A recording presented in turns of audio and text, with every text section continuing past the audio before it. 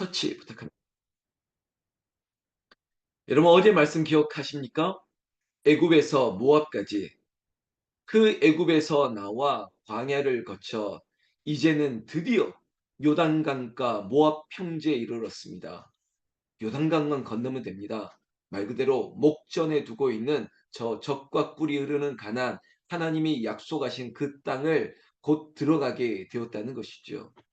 오늘 우리가 말씀 앞서 불렀던 찬양, 나 가나안 산 귀한 성에 들어가려면, 여러분 그 가나안 땅에 들어가려면 준비해야 될 것이 있다라는 것입니다.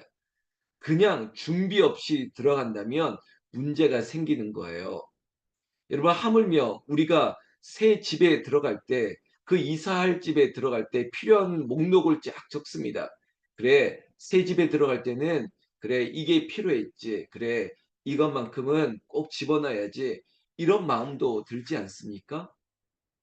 여러분 이스라엘 백성들이 이제 그 광야의 세월을 뒤로하고 애굽에서 모압 평지까지 이제 가나안에 들어가야 될 텐데 준비를 해야 될 것입니다.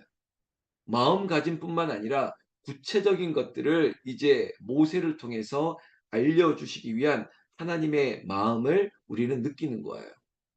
이 자리에 있는 우리 장로님이나 권사님, 집사님들, 우리가 우리 자녀들에게, 우리가 지금 50일의 기도 챌린지 같은 이 기도는 그들에게 영적 유산을 물려주려고 하는 거예요. 내가 부르는 이 아들의, 딸의, 이 손주들의 이름에 하나님의 은혜를 부어 주시옵소서.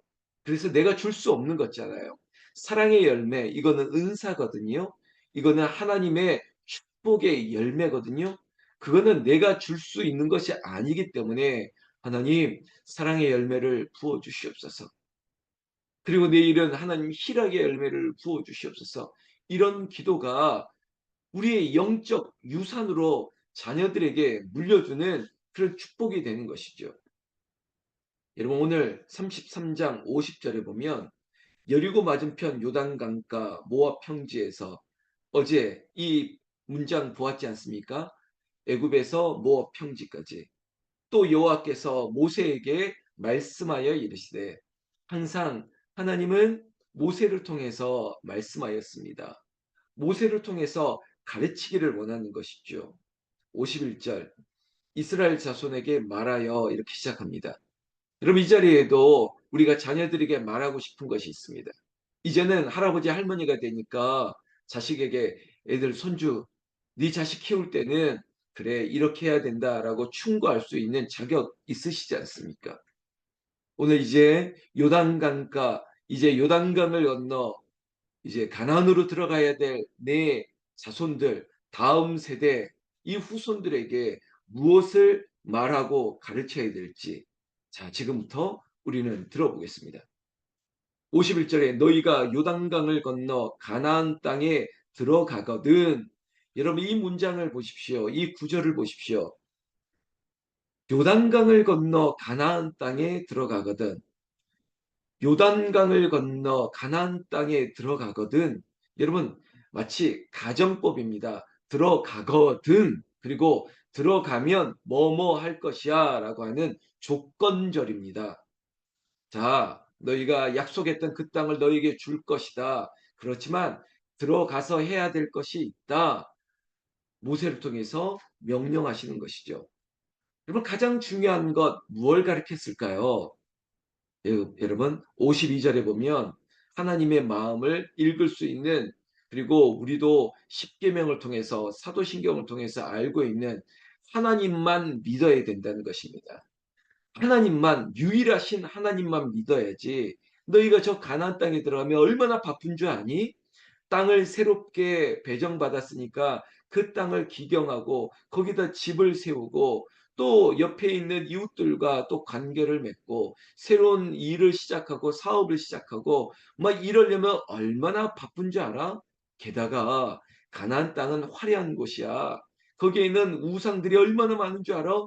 그리고 거기 있는 여인들은 모압 여인처럼 아주 이 글래머스하고 예쁘고, 그리고 너희들을 유혹할 수 있을 텐데 뭐 이러한 이전에 얘기했던 이 줄거리 이야기가 쫙 펼쳐져야 되면서 하나님은 강조하는 것, 10계명의 1, 2계명처럼 그 땅의 52절 그 땅의 원주민을 너희 앞에서 다 몰아내고 그 새긴 석상과 부어 만든 우상을 다 깨뜨리며 산당을 다 헐어라 이겁니다. 여러분 우상 숭배의 여지를 싹 제거하라는 것입니다.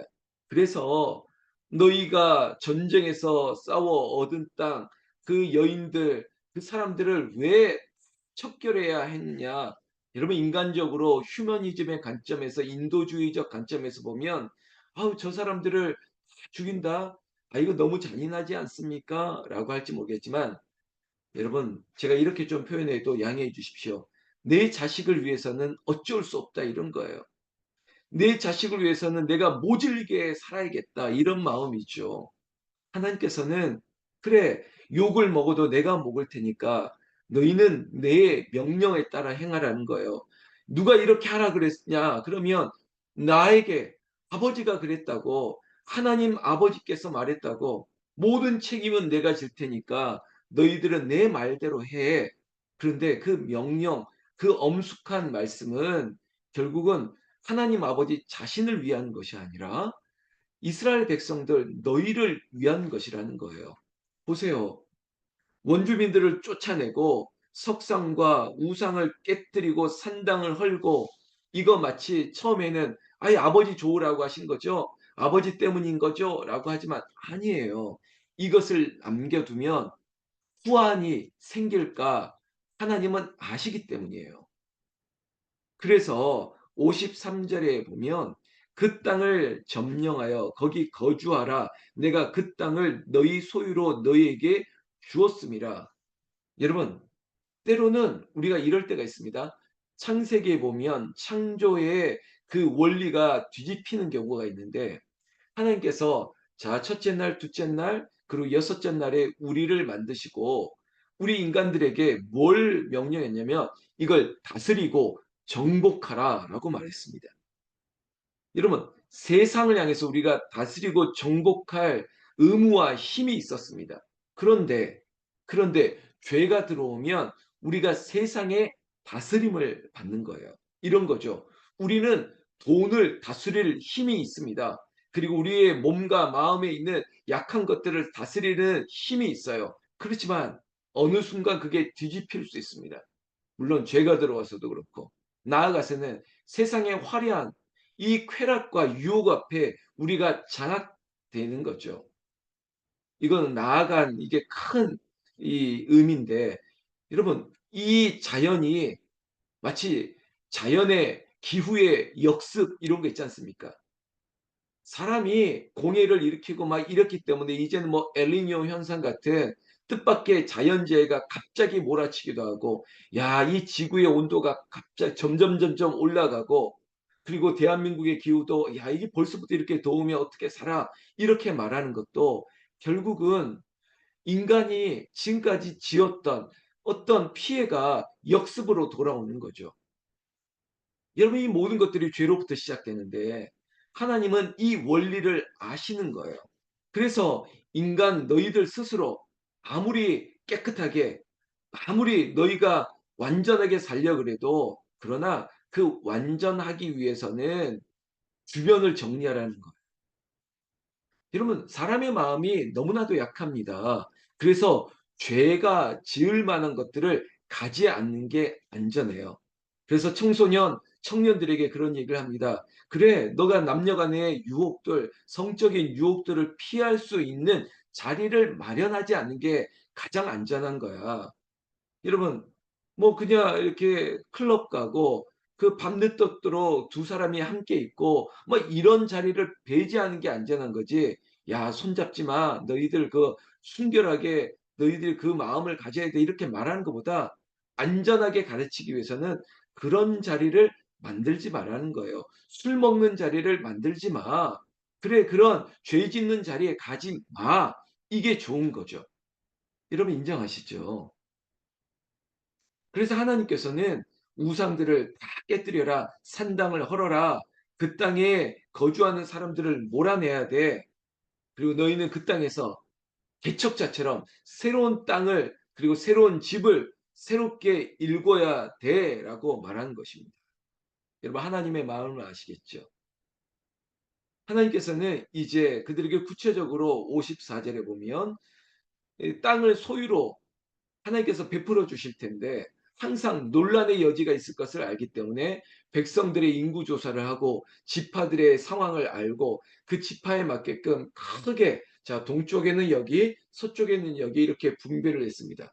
그러나 또 더 구체적으로 그 동쪽 땅에 있는 루벤 지파 무슨 지파 세 지파가 모여 있다면 그 지파 안에 또 기업을 따라 자 종족을 따라 이제는 또 나눠야 되니까 더 구체적으로 나눠야 되니까 그러면 어떻게 어떤 방법이 좋을까?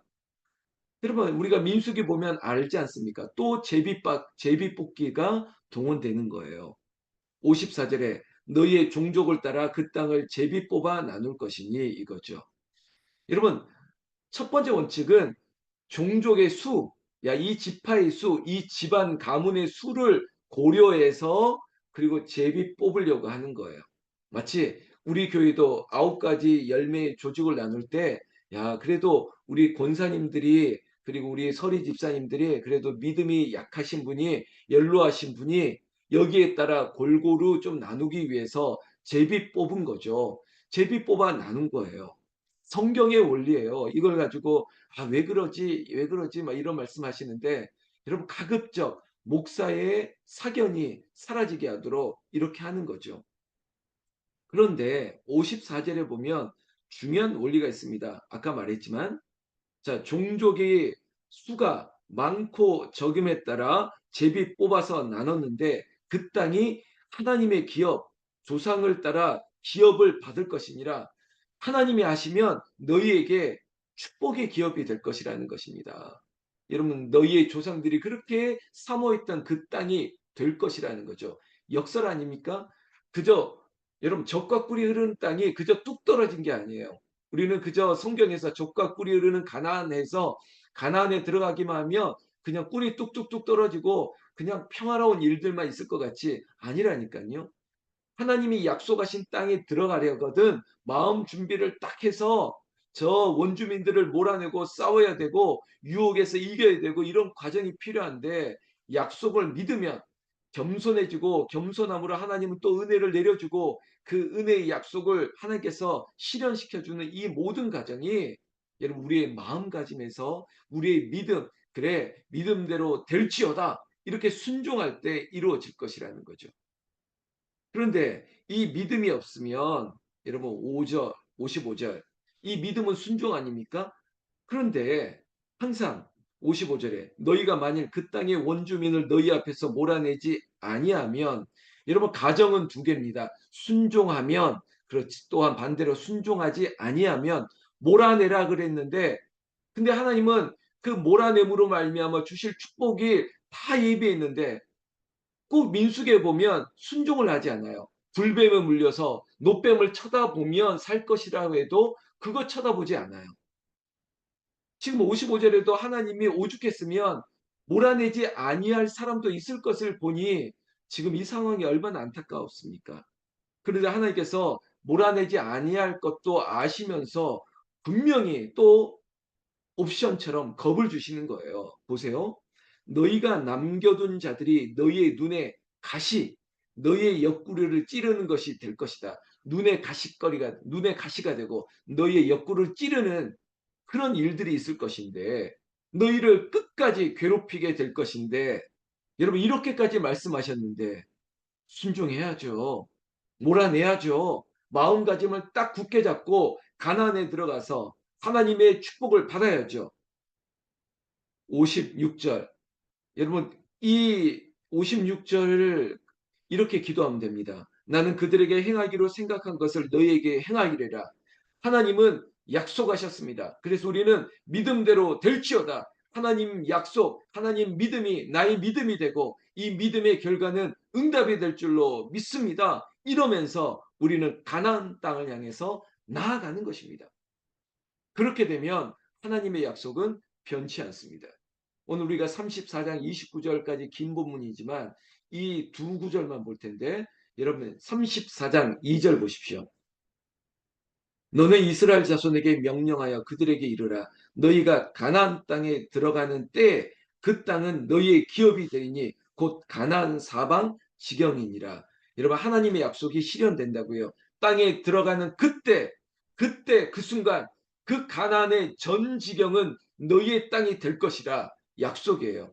제가 이런 말 했죠. 가나안 땅에 무혈 입성하는 게 아니에요. 지금 저들도 지금 전쟁 준비하고 있어요. 야, 이스라엘의 군대가 온다는데 긴장하고 있어요. 아마 치열한 전투가 예상될 것 같지만 아니에요. 하나님이 함께 하시기 때문에 보십시오. 요단강을 건너 가나안 땅에 들어가는 그때 그 순간 가나안 전 지경이 너희의 것이 될 것이다. 이 약속이라니까요. 정말 그래요. 이 무시무시한 싸움이 있을 것 같으나 아니었어요. 하나님은 함께 하시고 하나님이 앞서 모든 싸움을 이기셨죠. 그래서 가나안을 이스라엘 자손 여호수아에게 맡긴 것입니다. 제가 한 구절만 더 본다고 했으니까요. 여러분 성경 말씀 34장 17절. 너희에게 땅을 기업으로 나눌 자의 이름은 보십시오. 이미 약속했기 때문에 가나안 땅을 이제는 이렇게 나누는데 약속한 대로 이제는 모세는 들어가지 못하니까 그럼 누가 이 일을 맡을 것이냐? 하나님께서 딱 지정해 주시는 거예요. 제사장 엘르아살 그리고 눈의 아들 여호수아라는 거죠. 이런 모든 일에 제사장이 필요합니다. 왜? 하나님의 그 거룩한 군대이기 때문에 하나님의 백성이기 때문에 여러분 여러분들이 가정에서 제사장 역할을 하십시오. 그리고 모세에 이은 정치적인 그 지도자 눈의 아들 여호수아 그러니까 이거는 종교와 정치처럼 그래 제사장의 지도력과 그리고 다음 세대의 그 정치적인 후계자 엘르아살도 여호수아도 다음 세대거든요. 여러분 저는 이 말씀을 드리는 이유가 우리의 각 가정에 그래 나의 뒤를 이어서 영적인 제사장뿐만 아니라 정말 지도력이 출중한 세상을 향해서 위대한 지도자와 같은 그런 자녀들이 여러분들을 통해서 배출되었으면 좋겠습니다. 에이 그럴 리가 없어. 그러지 마세요. 여러분들이 기도하면 되는 거예요. 우리 집안에 우리 가문에 위대한 하나님의 종이 탄생하고 세상을 향해서 위대한 정치인이 나타나고 세상을 향한 위대한 사회의 지도자가 되고 그 꿈을 이루는 것 하나님이 하시는 거예요. 반드시 이루어진다.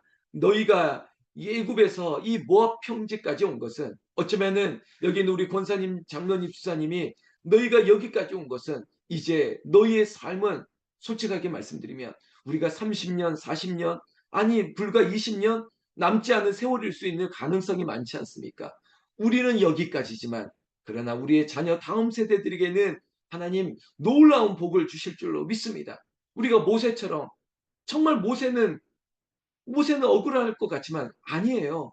우리는 끝까지 아유 나는 뒷방에 나가 있고 야 우리를 무시하고 이 젊은 것들이 다 하나 그런 생각하지 마시고 다음 세대들이 잘 살 수 있도록 우리가 가정에서도 교회에서도 그 마음을 가지고 기도해 주시면 나중에 신명기에도 나타나는데 모세는 120살이 되도록 눈이 흐리지도 않고 영이 흐리지도 않고 지금으로 얘기한다면 여러분 치매도 없고 온몸이 건강하다가 강건하게 마치 9988처럼 99세까지 팔팔하게 살다가 2, 3일 좀 누워있다가 편안하게 싹 가는 것처럼 그렇게 정말 죽음의 복까지 받았거든요.